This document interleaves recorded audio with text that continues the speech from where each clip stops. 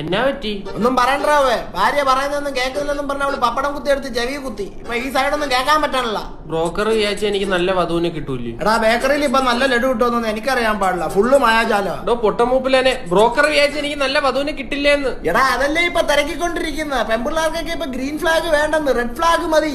കമ്മ്യൂണിസ്റ്റുകാരെ മതിയോ പെണ്ണുങ്ങൾക്ക്? ഓ മോനെ, പെമ്പിള്ളാര് പറഞ്ഞത് നീ വെറും പോഴയാന്ന്. ഒന്ന് കലിപ്പിച്ചൊന്ന് ദേശിക്ക് മോനെ.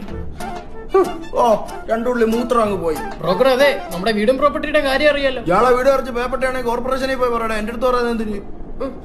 അടുത്ത കാണിക്ക്. ദീപിക 22 വയസ്സ്. ദീപിക പഠിക്കുവാണോ? ദീപിക പഠിക്കണ കേട്ടോ നീ അറിയാ? രൺവീർ സിംഗ് ഇടോ പഠിക്കുവാണോ ഒന്ന്? പഠിക്കുക.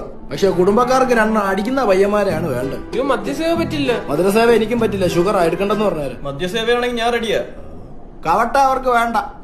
അല്ലെങ്കിൽ ഈ മണ്ണിട മാറ്റിട്ട് ഇവന്റെ കല്യാണം നടത്തായിരുന്നു. നിന്റെ ജോലി എന്തുവായിരുന്നു? ഞാൻ മൊബൈൽ ടെക്നീഷ്യൻ. എവിടെ പഠിച്ച്? ഞാൻ ബ്രിഡ്കോയില്. ഇന്ത്യയിലെ ആദ്യത്തെ മൊബൈൽ ഫോൺ ഇൻസ്റ്റിറ്റ്യൂട്ട് അല്ലേ അത്. പിന്നെ അവർക്ക് കേരളത്തിൽ തന്നെ 15ഓളം ഇൻസ്റ്റിറ്റ്യൂട്ടുകളുണ്ട്. അത് ശരി. പിന്നെ ഇന്ത്യക്ക് പുറമെ അവർക്ക് ദുബായിലും കുവൈറ്റിലൊക്കെ ബ്രാഞ്ചസ് ഉണ്ട്.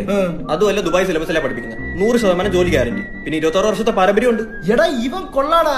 നമുക്ക് ഇവന്റെ കല്യാണം ആദ്യം നടത്തിയാല്. ബ്രോക്കറെ ഇവൻ വലിക്കും കുടിക്കും. കല്യാണം ഫിക്സ്. ഞാൻ വലിക്കില്ല കുടിക്കില്ല. പോയി ചത്തൂടെടാ. നീ വാമന്